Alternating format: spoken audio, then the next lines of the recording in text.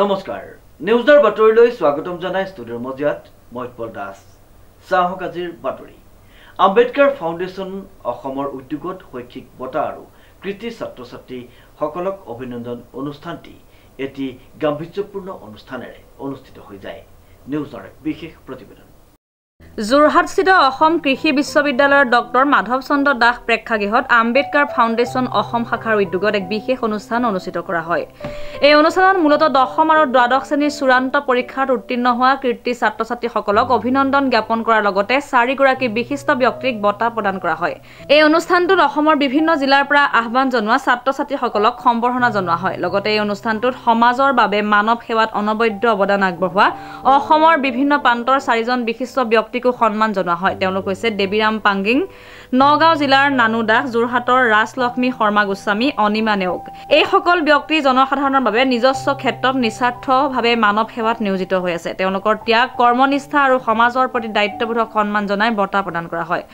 অনুষ্ঠানত উপস্থিত থাকে বিভিন্ন শিক্ষাবিদ, সমাজসেৱী, অভিভাৱকসকলৰ লগতে বিশিষ্ট অতিথিসকল। তেওঁলোকে শিক্ষাৰ গুৰুত্ব আৰু সমাজ সেৱাৰ প্ৰেৰণা দিয়া ব্যক্তিসকলৰ ভূমিকাৰ ওপৰত ভাষণ আগবঢ়ায়। আয়োজকসকলে এই ধৰণৰ অনুষ্ঠানেৰে আগন্তুক প্ৰজন্মক উৎসাহিত কৰি সমাজ উন্নয়নৰ ইতিবাচক পৰিৱৰ্তন আনিব বুলি আশাবাদ ব্যক্ত কৰে। সামাজিক কাম আজি বহু বছৰৰ পৰা কৰি আছিলোঁ, কিন্তু কেতিয়াও ভাবা নাই যে বঁটা ইয়াৰ বাবে মই বঁটাও পাম।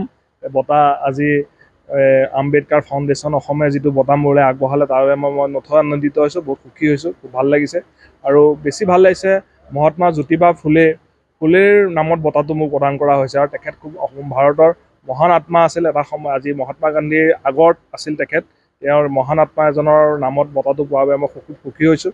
কাম কৰি আছোঁ, সামাজিক কাম বহু বছৰৰ পৰা কৰি আছোঁ। আৰম্ভণি কৰিছিলোঁ কলেজীয়া জীৱনত, পৰিয়ালৰ মানুহ, বন্ধু বান্ধৱক তেজ দান দি পেলাই হস্পিটেলে ঘূৰি। ভাৰতৰ এনেকুৱা হস্পিটেল মোৰ নায়েই যোনখন হস্পিটেলত মই ৰোগীক লৈ যোৱা নাছিলোঁ, আৰু পৰিয়ালৰ মানুহ সকলোৰে কাৰণে গৈ আছিলোঁ। লাহে লাহে কামবিলাক বাঢ়ি আহিলে, কৰি এতিয়া বহুত বেলেগ ধৰণৰ অনুষ্ঠানত জড়িত হ'লোঁ। বহুত বেলেগ ধৰণে মানুহক সহায় কৰি থাকোঁ। ফ্লাড ৰিলিফৰ পৰা আৰম্ভ কৰি পেলাই বেলেগ যথেষ্ট কাম কৰি আছোঁ। আজি এইখিনি মোক জনোৱাৰ বাবে বহুত ধন্যবাদ। অসমৰ 9 বছৰ সমাপ্ত হৈ দশম বছৰত ভৰি দিছে। যোৱা 10 বছৰত আমি প্ৰথম অৱস্থাত বঁটাৰ কথা ইমান চিন্তা কৰা নাছিলোঁ। কেৱল আম্বেদকাৰৰ জীৱন দৰ্শনকে আমি আগুৱাই নিবলৈ চেষ্টা কৰিছিলোঁ। কিন্তু যোৱা 5 বছৰমানৰ পৰা আমি ভাবিলোঁ যে ডক্টৰ বি.আৰ. আম্বেদকাৰকে হওক বা তেখেতক গুৰু জ্যোতিবা ফুলে, যাক মহাত্মা বুলি জনা যায়, আৰু সাবিত্ৰীবাই ফুলে, তেখেতসকলৰ জীৱন দৰ্শনক যাতে আমি ছাত্ৰ ছাত্ৰীসকলৰ মাজলৈ লৈ যাব পাৰোঁ, তেখেতসকলৰ মহান সৃষ্টিৰাজিক যাতে আমি ৰাইজৰ মাজত চিনাকি দিব পাৰোঁ, তাৰ প্ৰেৰণা লৈ আমি সমাজৰ বিভিন্ন ক্ষেত্ৰত কাম কৰি থকা কিছু মানুহক প্ৰেৰণা দিয়াৰ উদ্দেশ্যে আমি এই কাৰ্যসূচীটো লৈছিলোঁ। এই বছৰত আমি এটা নতুন বঁটা প্ৰৱৰ্তন কৰিছোঁ, সেয়া হ'ল পদ্মশ্ৰী আমাৰ ইন্দিৰা সেনাপতি মিৰি। আপোনালোকে সকলোৱে জানে ইন্দিৰা সেনাপতি মিৰি ডাঙৰীয়ানীয়ে তেখেতে কষ্ট কৰি অৰুণাচলৰ নিচিনা ঠাইত খোজকাঢ়ি তেখেতে শিক্ষা বিস্তাৰ কৰিছিল। তেখেতে আমাৰ মহাবিদ্যালয় যিখন আছে, আমাৰ B.Ed কলেজ যোৰহাটত, তেখেতে সুদীৰ্ঘকাল তেখেতে তাতে প্ৰিন্সিপালৰ দায়িত্ব পালন কৰিছিল। আমি এপাশতে সংবাদ মাধ্যমৰ জৰিয়তে চৰকাৰক এটাই কথাও অনুৰোধ জনাইছোঁ যে তেখেতৰ নামেৰে যাতে মহিলা বিশ্ববিদ্যালয়খন যোৰহাটৰ ইন্দিৰা মিৰিৰ নামেৰে হওক, সেইটো আমি আম্বেদকাৰ ফাউণ্ডেশ্যন অসমৰ তৰফৰ পৰা আমি দাবীও জনাইছোঁ। আজি 4 গৰাকী ব্যক্তি, প্ৰথমগৰাকী হ'ল দেৱীৰাম পাংগিং ডাঙৰীয়া। তেখেতে আম্বেদকাৰ আইডিঅ'লজি বহুত সুদীৰ্ঘ সময় ধৰি ৰাইজৰ মাজলৈ নিয়াৰ প্ৰয়াস কৰিছে ONGCৰ যোগেদি। তেখেতক আমি ডক্টৰ বি.আৰ. আম্বেদকাৰ বঁটা দিছোঁ। নানু দাস ডাঙৰীয়া প্ৰতিষ্ঠিত ব্যৱসায়ী, নগাঁৱৰ, তেখেতে সমাজ সেৱাৰ লগত জড়িত। যিহেতু জ্যোতিবা ফুলে তেখেত নিজেও এগৰাকী ব্যৱসায়ী আছিল, লগতে তেখেত শিক্ষা প্ৰসাৰৰ বাটকটি আছিল, তেখেতক আমি এই বঁটা দিছোঁ।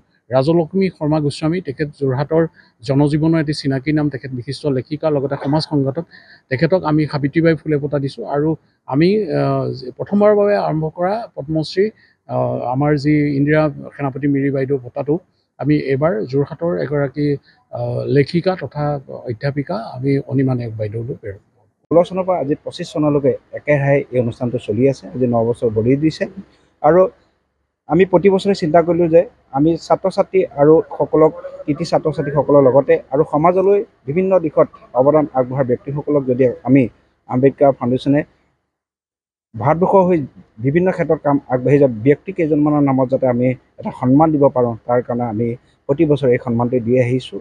আৰু লগতে আমি আম্বেদকাৰ ফাউণ্ডেশ্যনে চিন্তা কৰিলোঁ যাতে আমি অতি পিছপৰা অঞ্চলৰ গাঁওসমূহত যাতে শনিবাৰ আৰু দেওবাৰে ছাত্ৰ ছাত্ৰীসকলৰ যে এঘণ্টাৰ শিক্ষা প্ৰদান কৰিব পাৰোঁ সেই হেতুকে আমি সাবিত্ৰীবাই সখী কেন্দ্ৰ নামেৰে যোৰহাটত 20টাৰ সাবিত্ৰীবাই সখী কেন্দ্ৰ বৰ্তমান এতিয়া চলি আছে আৰু পৰৱৰ্তী সময়ত আমি অসমৰ বিভিন্ন প্ৰান্তত আমি সাবিত্ৰীবাই সখী কেন্দ্ৰ স্থাপন কৰিবলৈ সিদ্ধান্ত গ্ৰহণ কৰিছোঁ আৰু আপোনালোকৰ সংবাদ মাধ্যমৰ আমাৰ সহায় সহযোগ সেয়েহে আমি আজি এই যিটো অনুষ্ঠানত মাধৱদেৱ প্ৰেক্ষাগৃহত অসম কৃষি বিশ্ববিদ্যালয়ত প্ৰতিকূল বতৰ নেওচি আজি যিখিনি ছাত্ৰ ছাত্ৰী আমাৰ মাজত আহি পালেহি তেওঁলোকক আমি আৰু লগতে আমাৰ মুখ্য বক্তা হিচাপে আমি দুজন ব্যক্তি নিমন্ত্ৰণ কৰিছিলোঁ কিষাণ সংঘৰ ৰাষ্ট্ৰীয় সাংগঠনিক সম্পাদক কৃষ্ণকান্ত দাস বৰা ডাঙৰীয়াক আমি অতি ধন্যবাদ জ্ঞাপন কৰিছোঁ তেওঁ প্ৰতিকূল বতৰ নেওচি হ'লেও সৰু তিনিচুকীয়াৰ পৰা আহি আমাৰ মাজত যিকোনো আমাক সময় দিলে আমি তাক ধন্যবাদ জ্ঞাপন কৰিছোঁ আৰু যোৰহাটৰ পৰা অনুপম বৰা ৰিপৰ্ট নিউজ নাও 24/7